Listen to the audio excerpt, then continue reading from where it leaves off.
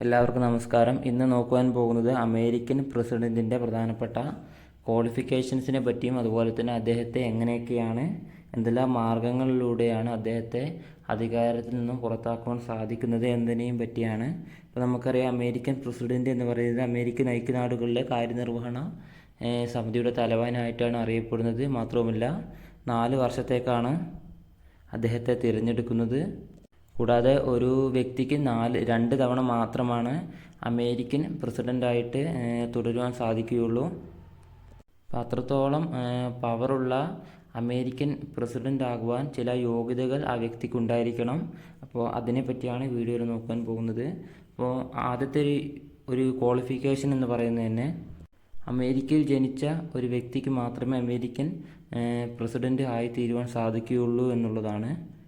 അതായത് അമേരിക്കയിൽ ജനിച്ച ഒരു പൗരനായിരിക്കണം എന്നുള്ളത് അമേരിക്കൻ പ്രസിഡൻ്റ് ആകുന്നതിനുള്ള ഏറ്റവും പ്രധാനപ്പെട്ട ഒരു ക്വാളിഫിക്കേഷനാണ്. കൂടാതെ അദ്ദേഹത്തിന് 35 വയസ്സ് പൂർത്തിയായിരിക്കുകയും വേണം.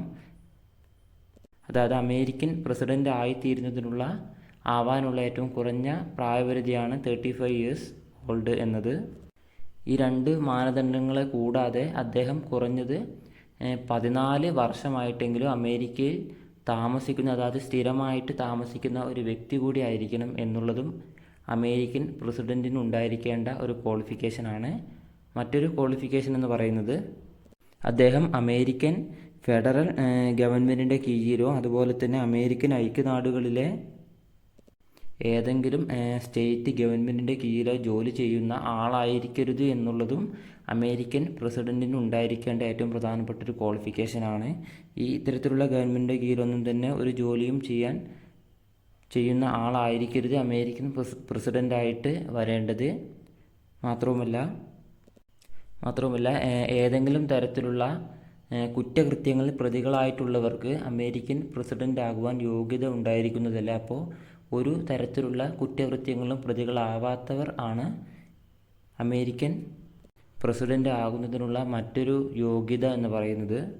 മാത്രവുമല്ല അമേരിക്കൻ പ്രസിഡൻറ്റിൻ്റെ ശമ്പളവും അതുപോലെ തന്നെ മറ്റ് ആനുകൂല്യങ്ങളെയും പറ്റി പറയുകയാണെങ്കിൽ ഉയർന്ന തോതിലുള്ള ശമ്പളവും ആനുകൂല്യങ്ങളുമാണ് അമേരിക്കൻ പ്രസിഡൻറ്റിനുള്ളത്. അതുകൊണ്ട് തന്നെ അമേരിക്കൻ പ്രസിഡൻറ്റിൻ്റെ ശമ്പളവും അതുപോലെ മറ്റ് ആനുകൂല്യങ്ങളും തീരുമാനിക്കുന്നത് കോൺഗ്രസ് ആണ്. ഓക്കെ, നമുക്കറിയാം അമേരിക്കൻ ഐക്യനാടുകളിലെ നിയമനിർമ്മാണ സഭയാണ് കോൺഗ്രസ് എന്നുള്ളത്. മാത്രമല്ല ഇതൊരു ദ്വിമണ്ഡല സഭയാണ്. ഉപരിസഭ സെനറ്റ് എന്നും അതുപോലെ തന്നെ അധോസഭ ഹൗസ് ഓഫ് റെപ്രസെൻറ്റേറ്റീവ്സ് എന്നുമാണ് അറിയപ്പെടുന്നത്. ഓക്കെ, അപ്പോൾ അമേരിക്കൻ പ്രസിഡൻറ്റിൻ്റെ ശമ്പളവും മറ്റ് ആനുകൂല്യങ്ങളും തീരുമാനിക്കുന്നത് ഈ കോൺഗ്രസ് ആയിരിക്കും. അപ്പോൾ ഇദ്ദേഹത്തെ നീക്കം ചെയ്യുന്നത് എങ്ങനെയെന്ന് നോക്കിയാൽ ഇന്ത്യയിലെ രാഷ്ട്രപതിയെ നീക്കം ചെയ്യുന്ന അതേ രീതി പോലെ ഇംപീച്ച്മെൻറ്റ് എന്നറിയപ്പെടുന്ന ഒരു നടപടിക്രമത്തിലൂടെ മാത്രമേ അമേരിക്കൻ പ്രസിഡൻറ്റിന് അദ്ദേഹത്തിൻ്റെ ഔദ്യോഗിക സ്ഥാനത്ത് നിന്നും അദ്ദേഹത്തെ നീക്കം ചെയ്യാൻ സാധിക്കുകയുള്ളൂ. അപ്പോൾ ഇങ്ങനെ അമേരിക്കൻ പ്രസിഡൻറ്റിനെതിരെ ഒരു ഇംപീച്ച്മെൻറ്റ് നടപടി ആരംഭിക്കുവാൻ എന്തെങ്കിലും തരത്തിലുള്ള അദ്ദേഹത്തിനെതിരായിട്ടുള്ള കുറ്റകൃത്യങ്ങൾ അതുപോലെ തന്നെ അദ്ദേഹത്തിൻ്റെ ഭാഗത്തു നിന്നും സംഭവിക്കുന്ന എന്തെങ്കിലും തരത്തിലുള്ള രാജ്യദ്രോഹം അതുപോലെ തന്നെ അഴിമതി, കോഴ, മാത്രമല്ല അദ്ദേഹത്തിൻ്റെ ഭാഗത്തു നിന്നും ഉണ്ടാകുന്ന എന്തെങ്കിലും ദുർനടപടികൾ എന്നിവ എന്തെങ്കിലും ശ്രദ്ധയിൽപ്പെട്ടാൽ മാത്രമേ അദ്ദേഹത്തിനെതിരെ ഇംപീച്ച്മെൻറ്റ് നടപടികൾ സ്വീകരിക്കുവാൻ സാധിക്കുകയുള്ളൂ. അപ്പോൾ ഇത്തരത്തിലുള്ള എന്തെങ്കിലും നടപടികൾ അമേരിക്കൻ പ്രസിഡൻറ്റിനെതിരെ ശ്രദ്ധയിൽപ്പെട്ടാൽ ഇംപീച്ച്മെൻറ്റ് നടപടി സ്വീകരിക്കാവുന്നതാണ്. സാധാരണയായിട്ട് ഇതിനുള്ള അധികാരം ജനപ്രതിനിധി സഭയ്ക്കാണ്. അതായത് പ്രതിനിധി സഭയ്ക്ക് അഥവാ ഹൗസ് ഓഫ് റെപ്രസെൻറ്റേറ്റീവ്സിനാണ് ഇംപീച്ച്മെൻറ്റ് നടപടികൾ ആരംഭിക്കുന്നതിനുള്ള അധികാരം നൽകപ്പെട്ടിട്ടുള്ളത്. മാത്രമല്ല ഇതിനെ സംബന്ധിച്ച കേസ് സുപ്രീം കോടതി ചീഫ് ജസ്റ്റിസിൻ്റെ അധ്യക്ഷതയിൽ സെനറ്റ് കേസ് പരിശോധിക്കുകയും ചെയ്യുന്നു. അപ്പോൾ ഇത്തരത്തിൽ അമേരിക്കൻ പ്രസിഡൻറ്റിനെതിരെ ഉയർന്നു വരുന്ന കോഴ, രാജ്യദ്രോഹം, ദുർനടപടികൾ എന്നിവയെല്ലാം ഇതിന് ശ്രദ്ധയിൽപ്പെട്ടാൽ അതിനെതിരെ കേസ് നടത്തുകയും ഇംപീച്ച്മെൻറ്റ് നടപടിക്രമങ്ങൾ ആരംഭിക്കുകയും അത് സത്യമാണെന്ന് കണ്ടാൽ അദ്ദേഹത്തെ ഒന്നില്ലെങ്കിൽ അയോഗ്യനാക്കുകയോ അല്ലെങ്കിൽ അദ്ദേഹത്തിൻ്റെ ഔദ്യോഗിക സ്ഥാനത്ത് നിന്ന് നീക്കം ചെയ്യാവുന്നതാണ്. അപ്പോൾ ഇതിന് ആ സഭയിൽ അദ്ദേഹത്തിനെതിരെയായിട്ട് 3/2 ഭൂരിപക്ഷം ആവശ്യമാണ്.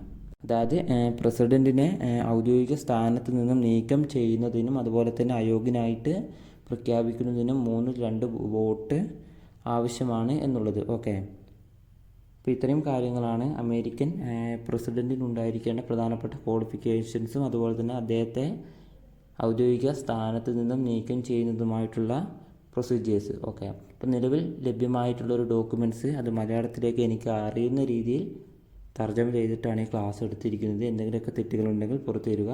അപ്പോൾ മറ്റൊരു വീഡിയോ കാണുന്നവരേക്കും ബൈ.